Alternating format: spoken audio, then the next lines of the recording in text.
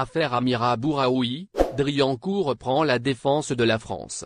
L'opposante et militante, Amira Bouraoui, a réussi à passer la frontière algéro-tunisienne, le 3 février passé, la Tunisie d'où elle a rejoint la France quelques jours plus tard.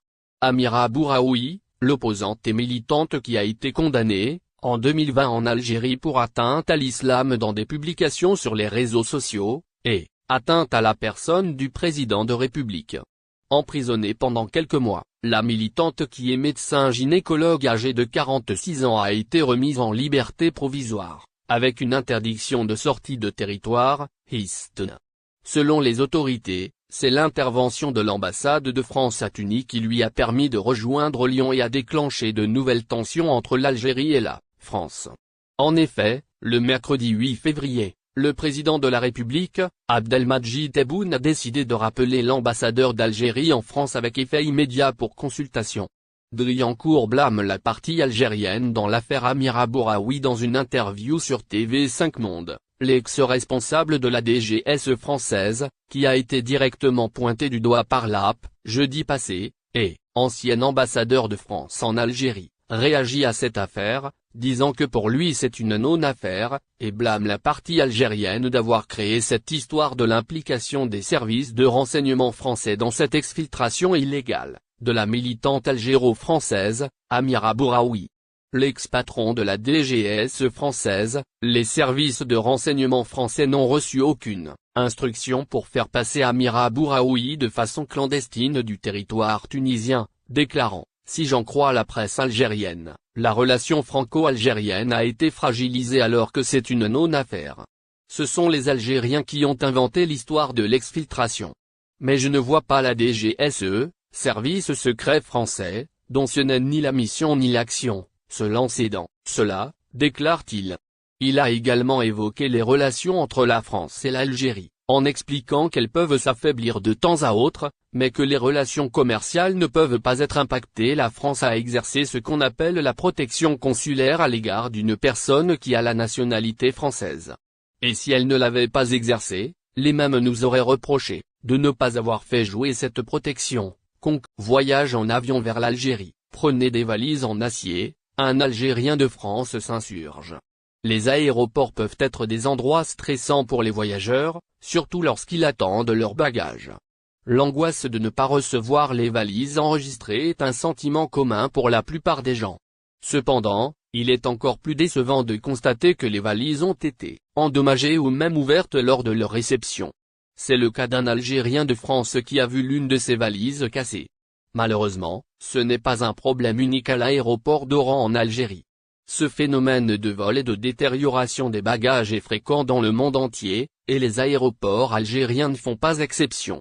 Récemment, un Algérien de France a publié une vidéo sur Facebook pour se plaindre de la détérioration de l'une de ses valises et du vol de certains de ses effets personnels lors de son vol Paris-Oran. Il dénonce la situation en déclarant: si vous venez de Paris, pensez à ramener une valise en acier. Voilà ma valise qui a été endommagée et ouverte, et ils m'ont volé une tablette et des vêtements. Cet incident s'est produit dans le nouveau terminal international de l'aéroport d'Oran Ahmed Ben Bella, mais il n'est pas unique. Les plaintes sur des vols et des tentatives d'ouverture de valises sont fréquentes sur les réseaux sociaux, et les objets volés vont de l'électronique aux vêtements en passant par les parfums. Dans ce cas précis, les voleurs ont utilisé une méthode ingénieuse en brisant la valise pour voler les objets à l'intérieur. Il est important de faire attention à ses bagages lorsqu'on voyage, car il est facile pour les voleurs de les endommager ou de les ouvrir sans être remarqués. Parfois, les dégâts peuvent être considérés comme le résultat d'une mauvaise manipulation pendant le chargement ou le déchargement, et les voyageurs ne réalisent le vol que lorsqu'il arrive. Affaire Amira Bouraoui, des agendas étrangers pour porter atteinte à la stabilité de l'Algérie. Le ministre de la Communication, Mohamed Bouslimani, a estimé, hier lors de forum de la chaîne 1, que la radio algérienne est devenue un acteur incontournable dans l'accompagnement des efforts de l'État pour construire une nouvelle Algérie, à travers ses chaînes nationales et thématiques et ses antennes régionales qui transmettent la bonne information aux citoyens et l'impliquent dans la construction du pays. La radio algérienne a eu un rôle majeur, que ce soit lors de la guerre de libération ou après l'indépendance, ainsi que ces dernières années en accompagnant le processus de construction d'une Algérie nouvelle, a ajouté l'intervenant.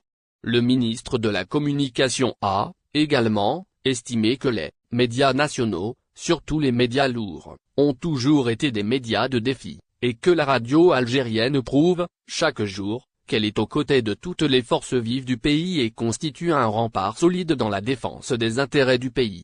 Bouslimani a appelé les médias algériens à avoir une attitude proactive pour défendre les intérêts algériens, appelant à mettre en valeur la véritable image du pays dans tous les domaines. L'invité du forum de la chaîne 1 a déclaré aussi que le choix par l'UNESCO du slogan « La radio et la paix » pour célébrer la journée internationale de la radio, correspondant au 13 février de chaque année, est une preuve de l'importance de ce média lourd, ajoutant que la radio algérienne restera le porte-parole de tous les peuples libres, et celle de tous les peuples qui luttent pour leur liberté, à l'instar des peuples palestiniens et sahraouis. Le ministère de la Communication travaille, ajoute l'intervenant, en application des instructions du président de la République, Abdelmadjid Tebboune, à développer et mettre à niveau ce secteur à travers un plan d'action global visant à réviser les lois sur les médias qui ont été présentées devant le Parlement pour être débattues.